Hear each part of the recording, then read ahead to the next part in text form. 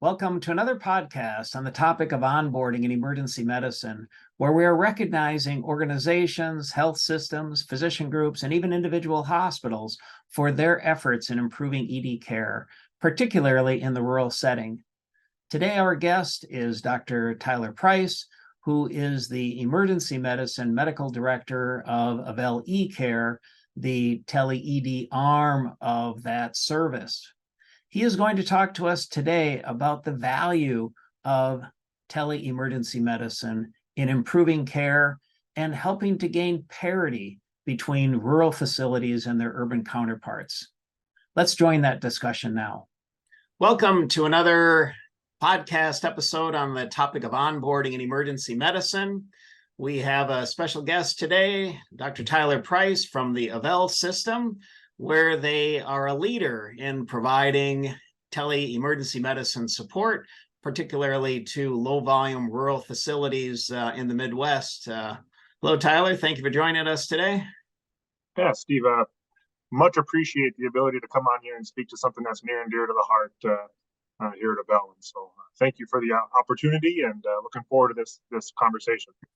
Yeah, thanks for joining us. Yeah, this is clearly core to your mission through the Avera system and the Avel service. But just as part of background, why don't we start with Avera and the system? They developed tele-emergency medicine support. When did that start, and what was the revelation that or the epiphany you had that revealed that you needed to provide that service, or what was the impetus? Yeah, I can't take any of the credit for such, because I wasn't here in my current role, either at Avera or at Avel now, when this went live. But back in 2008, 2009, a couple of my partners, Don Koziak, and a few others, along with Becky Bannekeep, who is our VP GM of services here now, and much of the Avera system came together with some thought process. Avera eCare, what was back in 2008, 2009, had already been providing specialty clinic to rural kind of outreach facilities, and also some EICU coverage. And they really saw a need within the rural emergency department setting. Probably two kind of overarching themes was that they saw a significant number of workforce shortages, right? And so, as you and I can attest to, most ER docs are working in not rural areas, are working in urban settings. I think if you look at it's our recent, somewhat recent 2020 ACEP kind of map that showed the density of where the ER physicians that are boarded and working, and it's not in a lot of rural areas. So they saw that, and then they also saw just the ability to improve access to care, improve in that care, then improving outcomes, trying to lower the costs for some of the facilities, and then improve just their workforce sustainability, trying to keep those patients near and dear to where they're from, right? And so we often see within the e-emergency space that if we can help our partner hospitals stay at home with their patients, those patients often do better. And so that's something that we really strived upon, and that was kind of the impetus for why this kind of came to. Great. Yeah, they providers that are working in some of these low volume facilities can have lesser experience, obviously, than your emergency medicine trained and boarded physician at the high volume facilities. And bringing that expertise to the bedside with the advent of really this tele-emergency medicine connection can be very valuable. But for our listeners, just to have some perspective, what volume of facilities are we talking about in the Midwest? How many patients per year or patients per hour are your providers seeing? Yeah, so currently we're just over 230 partner hospitals across 15 states. The majority of those being critical access hospitals. We do have some regional sites that, as you mentioned, the 10 to 20, 30,000 visit departments, but the vast majority are critical access hospitals in rural America that are seeing on average. Some of them only, 5 to 6 patients a day, some up to 12 to 20. So the volume is much lower than, the urban setting. And with that then is the difficulty with recruitment and retention of nursing staff, providers, and all those things that go along with that. And who do you find is staffing, what we've termed the frontier critical access hospitals, those seeing half a patient an hour or less, some of those facilities? Who do you see staffing that? Who are you supporting through tele-emergency medicine? Yeah, the vast majority, I don't have specific numbers, but the vast majority, I'd assume probably greater than 90% of our partner hospitals are staffed by advanced practice providers, NPs, and or PAs, with some physician oversight there locally, and then using us in kind of that augment and collaborate type of roles. And that correlates with the findings that we had from a ACEP Rural Task Force that was commissioned in 2019. We gave a report in 2020 and found that as well. And we found that people that responded to the survey, PAs and NPs through the organizations that responded to the survey, and physicians too, that responded that working at low volume facilities, found that the credentialing criteria at the hospitals was ACLS, ATLS, and PALS.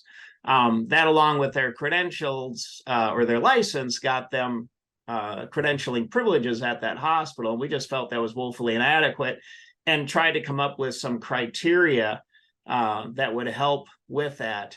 Are there hospitals that have different criteria, or in your partner hospitals, is there something that you do to support them? I mean, I know that you have you bring them actually into a learning center. I've actually visited your center a few years ago and saw your working space. It's very nice. Is that something you do on a regular basis? Yeah, as partner hospitals, we welcome any and all of their providers to spend some time with us within our emergency hub.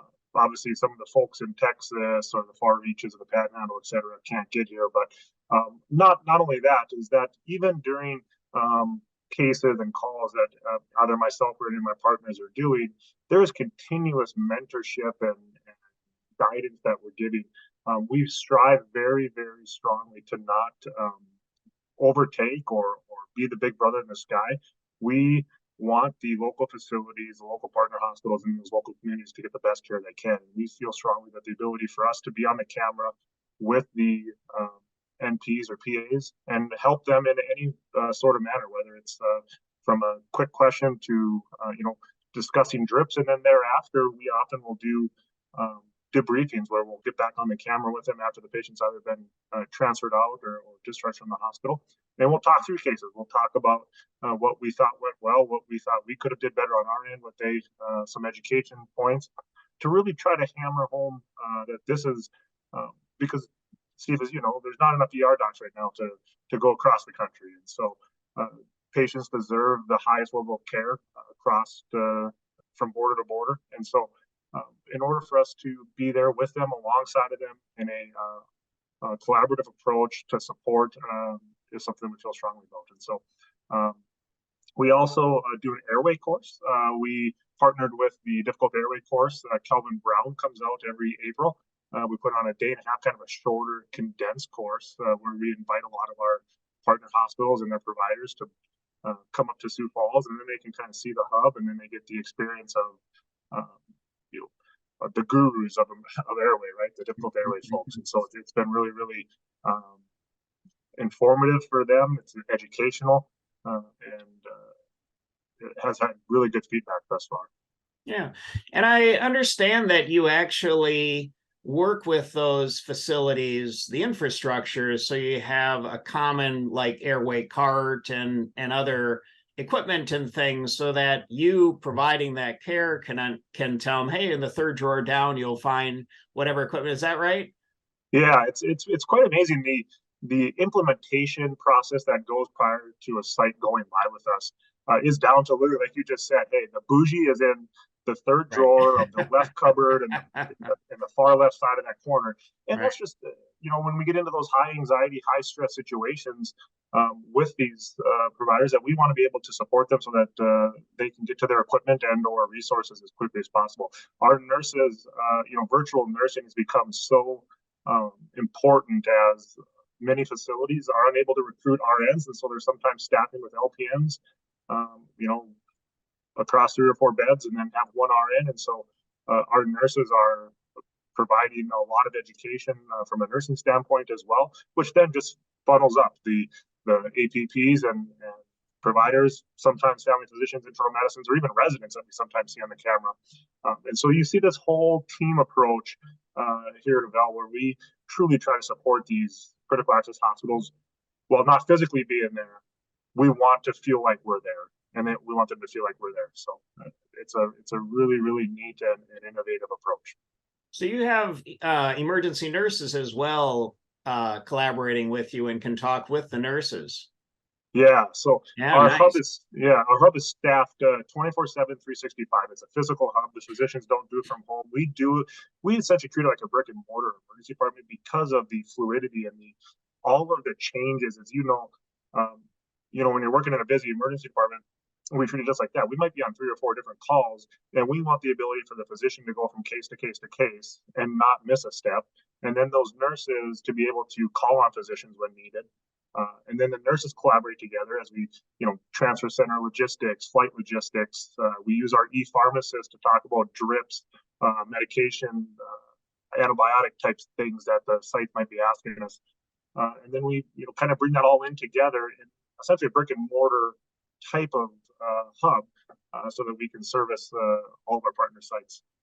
Yeah, nice, nice. Yeah, a colleague of mine in residency, back in the day when we actually moonlit in rural facilities during residency, had told of a desperate situation where she was trying to intubate someone and she asked for sucks. And the nurse goes, "What? What are you saying?" And she said, succinylcholine. And they're like, I don't know what that is. They knew it as a Nectine. They knew the brand name, but didn't know the generic. And, it just led to this delay as she's trying to bag ventilate this person and trying to get the person intubated. And it just ends up with that delay in care. So having the nursing side as well, and being able to do the dosing, being able to help with setting up, I'm sure, Plurivax and setting up other trays and things, central line trays where they're located, getting those. Even if you're skilled in doing all that, as an emergency physician, you really depend on your staff to help you. And I imagine that you have physicians as well that call in and just get that support. It's got to be honestly helping. See, we do well over 1,000 innovations over the camera per year. Wow.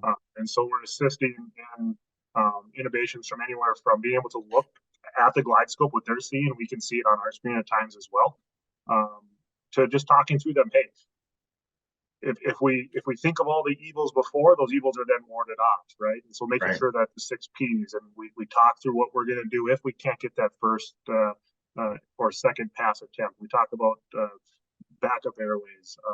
We talk a lot about just airway adjuncts.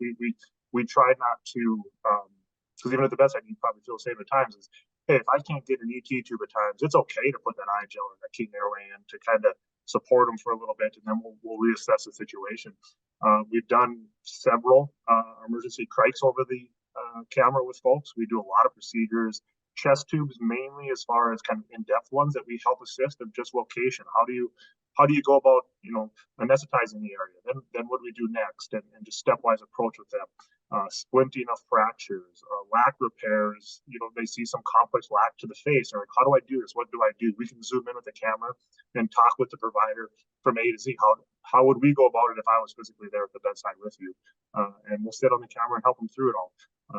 And it really, we hear often that just having the ability to have a board certified ER physician at their disposal 24/7, 365 just helps them know that in those critical cases, and even in just the mundane questions of a distal radius fracture, what do I do with this? Do I have to set it? Do I not have to reduce it? Do I send it to ortho tomorrow, or what are your thoughts? And so it's a really, really impressive machine that's ongoing here. Yeah. And being at a receiving facility, that gets referrals from providers from a variety of places. I imagine you must track data and things as to what gets sent in and all. Are you able to speak to the benefits of tele-emergency medicine support at places that have it versus don't, or is that data even available, or is there some way to objectively and quantitatively measure it? I mean, clearly, intuitively, it makes a tremendous amount of sense, but is there data on that? Yeah, we try to as best as possible. It's difficult because we're not in the physical electronic health record of every site. As you could imagine, 230 hospitals with I don't know how many different medical records. Yeah. So our proprietary system that we use, we definitely, so one of the things that we look at is did they or did they not transfer?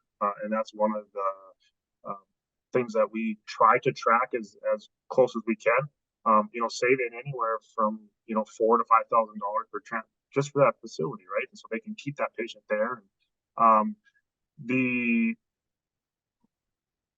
The difficulty with trying to track a lot of that is that then you once they leave those critical access hospitals, we often then don't hear about, because we can call the critical access hospital back and they'll say, hey, they ended up sending them to, big regional tertiary center Y, and here's what we think happened. But that is something that we have talked about a lot lately, is how do we truly follow these patients from the time we see them till the time they get back to their doorstep at home with the systems that are in place. For those particular facilities that you contract with, do you make recommendations as to, here are some guardrails, this is when you should call, or do you kind of go through, this is what most, contracts that we have are, here are our recommendations, to utilize us or to provide safe patient care. Do you give them some guidance in that way? Yeah, I often tell them during medical staff meetings and stuff as we get into the implementation phase is imagine themselves being in a tertiary center sitting next to me as we, work through a 40-bed ER. What are the questions that you may or may not come up with during that shift? It's an EKG read that you're just, I just don't know, this rhythm looks a little funky. An x-ray where you're just not quite sure. You get into this critical patient where, I need an extra set of hands to look and or help with. Procedures. We do send them a scope of service, essentially a scope of practice that we can and will do for them. But at the same time, we never want to pigeonhole them or not allow them the ability to call us. We always tell them, if you call us and we're on the phone and all of a sudden you realize, wait, I really don't need you, we'd rather have you do that than question yourself as to whether or not you should be calling us and then not call us and have a detrimental effect or a bad outcome. Yeah. But yeah, we essentially just tell them, you treat us just like if you were at a tertiary center working side by side with an ER physician. What are the things that you bounce off your partner every single day? That's what we're there for. Nice. So where do you see Avel going from here? Are you growing and providing your services more broadly? Do you see down the road having, ACEP has new guidelines for when, or physicians being involved. Do you see more family physicians perhaps going into these lower volume facilities, or for the foreseeable future, do you see PAs and NPs being at these facilities and supporting them, and perhaps, recommending closer, relationship with the physician provider? Yeah. If it was, my dream is that, or my, vision, and I think it's a vision of a lot of the physicians too, would be is that, across the 1,300 or so critical access hospitals in America, we would be a resource to, if not all of them, the vast majority of them. And that's not just from a business standpoint, that is truly from a patient care standpoint. Right. We so far, the vast majority, again, of our sites are APPs. And the ability to have access to a physician 24/7, 365, we feel strongly and we have some objective data as it continues to get more and more encounters that shows that. We also are entering into the tele-EMS, so the EMS space, where we are now providing in the state of South Dakota, and then moving into a couple other areas where we are physically putting an iPad in the back of our rigs here in the state of South Dakota, where they can treat us just like the emergency departments treat us, and pull us into the back of the rig as they're transferring either from scene to the hospital or during prolonged stays. And so those are some other areas. We're always looking into how do you innovate and bring telemedicine into this, tele-triage, tele-discharge, all those types of spaces. And so, but yeah, the vast majority right now, I think you hit it on the head, are APPs that are manning our rural facilities, and to do as best as we can to support them.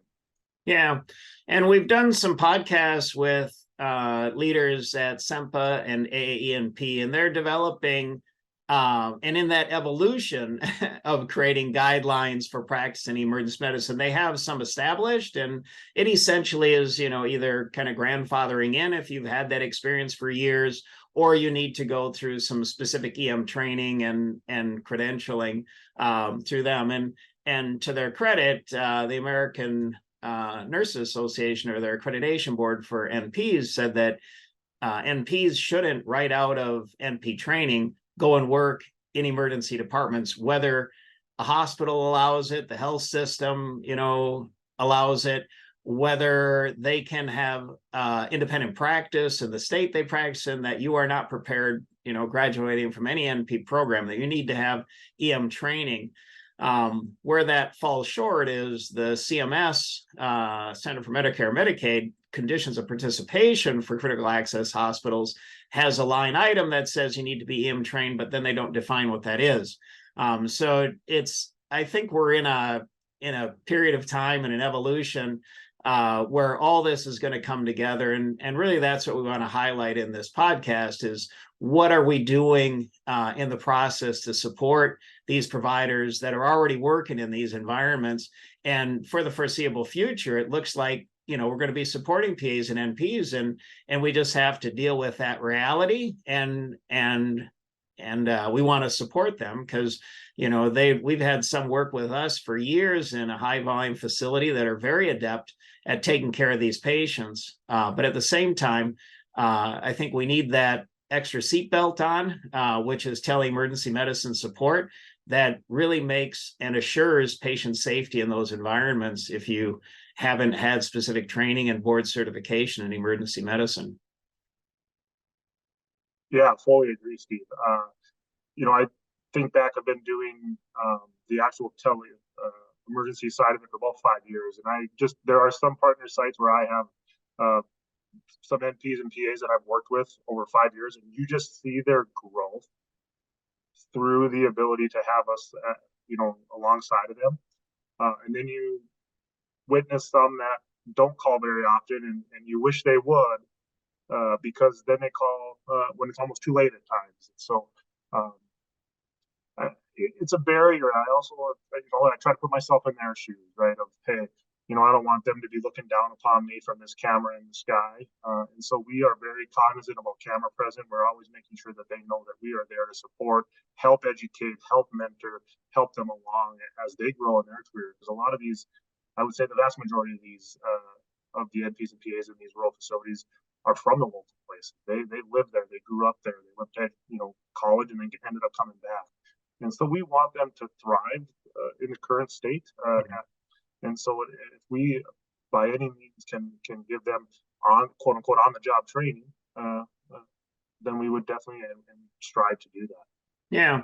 And I think treating everyone the same or having some guidelines, though, in place doesn't single anybody out. It doesn't demean anyone, who's been doing this for years. It's just like, this is our guideline, these are our policies that we want to follow, and broadening that emergency medicine support and how can that be bad for patient care? We aren't trying to stomp on anyone's egos or demean anyone's certifications that they have or their years of experience, but just run it past someone, and let's make sure that that patient gets the best care that they can.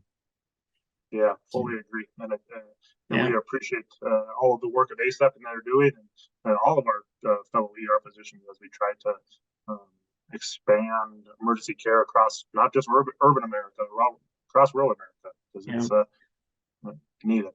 Yeah, and I've talked to leaders at EMRA, our Emergency Medicine Resident Association, and them coming out and looking at getting a job and what the job market is and all, and where their interests are, why they went into emergency medicine. It really lies in the urban setting. I mean, they want to be in the busy facility. They want to hit the ground running. They want to, keep up their skills. They're saying in that setting, and really get their legs under them after residency in a high volume facility, work with EM colleagues, that sort of thing. And they understand, though, that they can still make a tremendous impact living and working at their high volume facility by participating with tele-emergency medicine and providing that rural support. You can be present at a half a dozen different facilities all simultaneously by doing what Avel is doing, and have a tremendous impact at those facilities remotely, but still be able to indulge your interests at a high volume facility. Yeah, no, I think that is could be any more correct. Our group of 22 physicians that work not only just tele-emergency medicine but also bedside. 50% of our shifts we still say have to be at the bedside.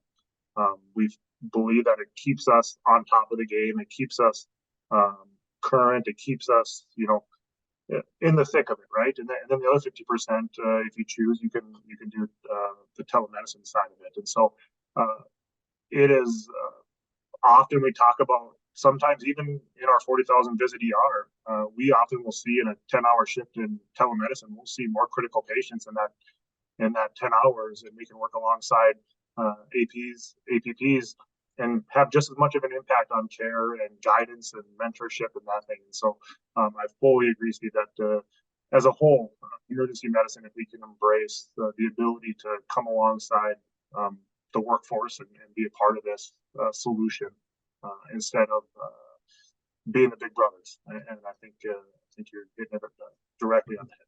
Yeah. Well, and as I think about it, really not just helping that patient contemporaneously, but you're really helping future patients and how that provider thinks about their workup and similar cases, and even their approach to patient care in general, just by going through that exercise of a differential diagnosis and walking through a particular workup of a patient. So it's going to be tremendously helpful, just like it would be at, if they were working side by side in a high volume facility. Yeah, we'll often hear from a lot of our partner hospitals of, I think I had similar cases like this, Dr. Price, at one time, but I just want to make sure. But I think I talked to one of your partners, a hyponatremic patient, but I just want to make sure. But I've seen this already, and I've already spoke with you. And so you get that reassurance that the practice patterns are being developed. We'll often say, hey, if you have questions further about a complex case, a DKA workup, how do you go about starting the initiation of fluids and drips and all those types of things in DKA? Call us back. We'll talk with you. We'll talk you through how we think about it and what our thought process is. And they'll often take us up on it. Is like, hey, it's the first time I've seen this. Yeah. I mean, you and I were all in residency at one time, and we had to pick the brains of our attendings as well. And so, for sure, trying to be that support mechanism so that patients ultimately get the best care, and we can help in the broader education and mentorship of emergency providers across this country. Yeah, not being alone out there when you're first practicing solo is really a benefit of tele-emergency medicine. The sink or swim analogy is not necessary anymore. Right. Yeah. So there's no reason to be on that island without help in the day of age of technology and such. I was telling the story a couple of weeks ago about my first shift I did moonlighting in Wahoo, Nebraska, and I still remember I was a second-year ER resident, seeing thousands of hundreds and hundreds of patients by then, and still just the amount of trepidation that I felt and the ability at that time I could make a phone call back in 2010 to my attendings back in residency. Whereas I thought to myself, if I'm a moonlighting resident, a new APP, or even an SP doc who hasn't covered a emergency department in a long time. The ability to hit an easy button, red button, get a physician up on the camera with me to talk through cases, and receive some guidance, education, and just that comfort level. The patients, the providers, everyone just does better. Yeah. Yeah. Well, I mean, I can count, I suppose. I know the few times that I've been, I mean, I spend about half my time rural, but I've been at places where I've put in the chest tube and they want, I want to hitch to a Pleurovac, and I'm like, shouldn't that be hitched to suction? Yeah, You know, and exactly. it's not, you know. Yeah. And I'm like, well, they've not hitched one up. They just put a box there and okay, let's connect the tube. And I'm like, pretty sure there's more to this, you know. Yeah, no, When I absolutely. first went out, I mean, when I worked in the high volume facilities, that stuff is just done, you know. But it's Yep. really like doing your oral board exam and then some, you know, in emergency medicine. You have to talk about everything you do going into the room. It doesn't get done on the patient unless you said so. But at least putting in a chest tube got taken care Yeah. of. But even that, Yep. you know, is not assured. Yeah, no, absolutely. I was, it was always we need to do our both IVO2 cardiac monitor, right? The things that you just take for, or I Right. take for granted when I work in a Yeah. tertiary Right. center, they're done. Right. Rural facilities who may only have 5 or 8 patients a day may forget some of those things, and you kind of take it for granted. And so, coming alongside of them from a telemedicine standpoint to help them go through that. You had asked a couple questions about some objective data and what we're looking at. We look at things like things that we can be actionable upon. So like EKG interpretations. And so we do a lot of the kind of first pass EKG interpretation for sites. A lot of facilities, their providers are, up to 20, 30 minutes away at home. And so they'll have a chest pain come into their emergency department, and then the nurses will get that EKG within, a minute or two. And then within our average response time is less than 3 minutes for a call. And so they're receiving EKG interpretation from a board certified ER doc within 5 to 7 minutes is our goal. National benchmark goal, I think, depending on who you ask, about 7 minutes. And so we're often hitting 2 to 3 minutes below that. We often then look at how quickly then, if we see a STEMI, how much faster or can we increase that time to fibrinolytics? And we have decreased the amount of time by about 18 minutes across our rural facilities. We try to get door in, door out times as well. We try to decrease that time on average about 36 minutes. Wow. Same with strokes. Trauma is kind of a new and upcoming thing with the telemedicine back of EMS. We're really trying to work with our partner hospitals and then their trauma centers of how can that continuum of care from a scene accident or a scene traumatic event that we can then, by having a physician in the back of a telemedicine rigged up EMS that then goes to one of our partner hospitals. We then work with that NP, PA, or family practice doc in the trauma. And then we're also then helping with that trauma center logistical transfer and stuff. And so trying to decrease the golden hour, right? And trying to make sure that these patients are getting to definitive, whether it's definitive care via PCI or if it's fibrinolytics or the OR suite. And so those are the actionable things we try to look at, and then making sure that a lot of their quality measures, I personally took those for granted prior to this role. And, I didn't realize, when I order a chest pain and I have, making sure that their aspirin is within so much time. And all those things that as a physician are the practice of medicine that we do that the lower volume facilities, while the higher volume facilities are kind of, it's just run of the mill stuff. They're just going through it. The lower volume facilities will often get dinged by accreditations and stuff like that if they're not keeping up. So we want to also work with our partner hospitals and the providers and nurses there to make sure that they're meeting all their quality metrics as well. Yeah. Time to transfer has got to be, that's got to be a big concern. Many times, I've heard at the receiving facility, 6 hours before the patient arrives, and it's only a 2.5 hour drive or whatever. And I'm wondering what on earth was going on. And I'm sure there are many barriers, their one ambulance is in a different county and, or, there was just some inattention to the patient and, and they had other things going on that's overwhelmed at their facility and just couldn't get back to the patient. So I imagine just being able to help arrange that transport with them has got to be a tremendous support Yeah, in expediting that care. it is, and it allows then the provider and the nurse to stay at the bedside with that patient. A lot of these facilities have just one nurse and one provider, and maybe the Steve the janitor down the hallway coming down to help at times. And so allowing us from the telemedicine aspect to do uh, some of those logistical of this, hey, we'll help you.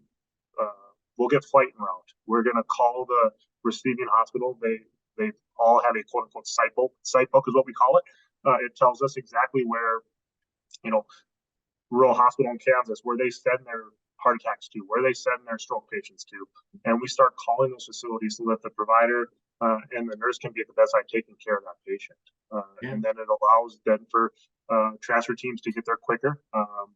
We wish it would be quicker at times, but as you know, it's hard with workforce shortages in EMS. It's hard with flights, and then bed availability has become even more pronounced kind of post COVID.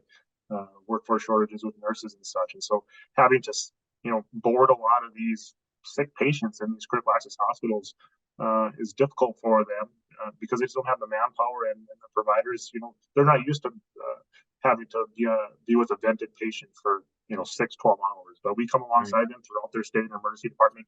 We talk about vent settings. We talk about things that we need to be watching out for, and then helping them as quickly as we can get them to the higher level of care. Yeah. And then there are those times that patients can wait for transport. I mean, they're a hip fracture that they can't manage at their facility, that sometimes they'll come in by helicopter. And I'm like, really? So helping them to decide the appropriate use of air transport has got to be, I mean, just saving one air transport will justify your telemedicine support for months or a year, right?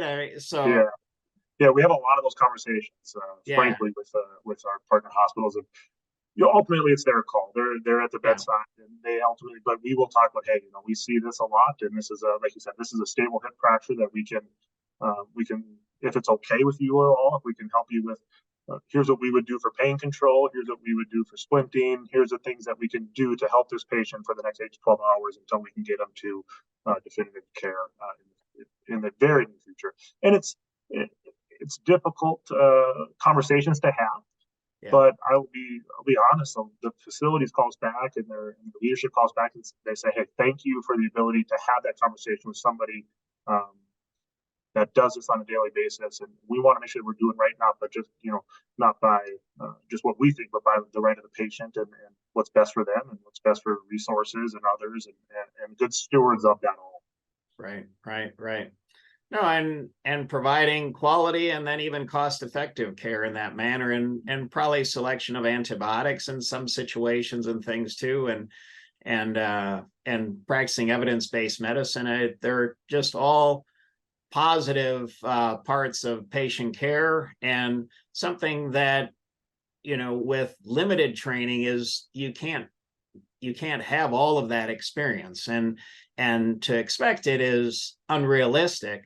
But really, again, I think we've really highlighted just such the important role that tele-emergency medicine plays, not to mention tele-psychiatry or tele-behavioral health that helps with dispositions in the emergency department. Oh my gosh, that has helped me in so many ways in helping to get appropriate disposition and then placement at facilities that are huge medical legal risks. They're risks of the community, they're risks of the patient themselves for quality of life. Mm-hmm. Absolutely. Our EBHS services comes alongside through the emergency, and then also our hospitals, EICU, essentially everybody uses it. But it's we hear often from our partner hospitals just how important the ability to have a behavioral health specialist evaluate an emergency patient, because like you talk about all those struggles of placement, of do I put this patient on a hold or not? Do I then tie up my sheriff, who is the only sheriff in town for the next 24 hours? Do I take my EMS out of commission for the next 4 hours? Is it transfer 2 hours away, 2 hours back, and then that could affect possibly a trauma patient? All those things that when you live in an urban setting, it's not that we don't think about them; it just doesn't come to reality as often. And so these are real struggles that the rural facilities providers and nurses are having. So the ability from a telemedicine standpoint to assist them and come alongside them is very valuable. Yeah. Well, and having the experience for some of these earlier or more novice providers, just when you want to help sedate these patients and control behavior and that sort of thing, and when it gets really out of hand, when you really need to take control, Yeah, we do. There's a lot of those conversations, and they're difficult conversations to have because people, uh, when I'm at the bedside, you want to give that patient all the autonomy and ability to be a part of their care, but at the same time, you also got to realize that yourself and the staff of these rural facilities, their safety is so important. So we talk a lot about proper sedation. We talk about when do you intubate the patient, when do you truly have to make sure that the security of the entire milieu is okay. So yeah. And proper it's monitoring on the nursing side as well. I mean, that is something that you lose track of when you're at the high volume facility as well. You assume your nurses are taking over and keeping that pulse ox on the patient and monitoring them. And when that doesn't happen, that's the last thing you want is to find a blue patient in the room, an hour later. So, I mean, drawing their attention to that and letting them know, the potential downsides of particular sedation and maybe incrementally giving those benzos and other sedative medications. So yeah, no, absolutely. Yeah. Well, very good. Any other final words or insights on tele-EM or what Avel is doing to expand this or to help providers additionally? Yeah, I mentioned the tele-EMS realm that we're stepping into. I think that continuum of care is going to continue to help rural America. Continued development of education alongside of our partner facilities. We do a lot of mock codes where we'll bring them onto camera and we'll run mock code scenarios with them to discuss, how do you do critical, whether it's a traumatic and or a medical type code. We're also, continually trying to build our CME platforms to try to help our partner hospitals who may not have a big CME budget, and so creating lectures so that the providers can utilize them as well. Yeah. We're as an Avel virtual hospital, we're trying to expand services across the board of ICU and e-hospitalist and emergency so that we can a lot of the APPs and FPs, IMs, and even the air docs at these rural facilities are having to cover inpatients and are having to cover the nursing facilities. And so doing your senior care and all those telemedicine type facilities we're moving into. But the ultimate goal, again, Steve, is really to bring a high level of quality, a high level service, and really try to come alongside of our partner facilities so that the patients in these rural communities, these patients in these facilities, and then the providers are able to thrive and do well in these dire moments. And so that's our ultimate, really bringing the need wherever it is, bringing the help to wherever the need is. Yeah. No, such a tremendous service and such a tremendous need. And it's really cool to get this background and the evolution of it and where it's headed and all. But yeah, such a necessary service, and technology is a great thing, particularly in emergency medicine and being able to bring experts to the bedside and help out when needed and all. And it's all about really trying to gain parity of quality of care in rural compared to our urban counterparts. And this is a huge step forward in being able to provide that. Yeah, absolutely. And if there's anything we can do here at Avel to help with that, we are. I'm not a cliche guy, but I've been saying it a lot. Like, we truly believe in what we do, and we think it Yeah. does matter. And so, coming alongside of our partner hospitals and the providers and helping with the mentorship, the education, the as they advance in their career, coming alongside of them so that they do well in their career, that benefits those local communities, that benefits patients. And so, we're here to help however we can.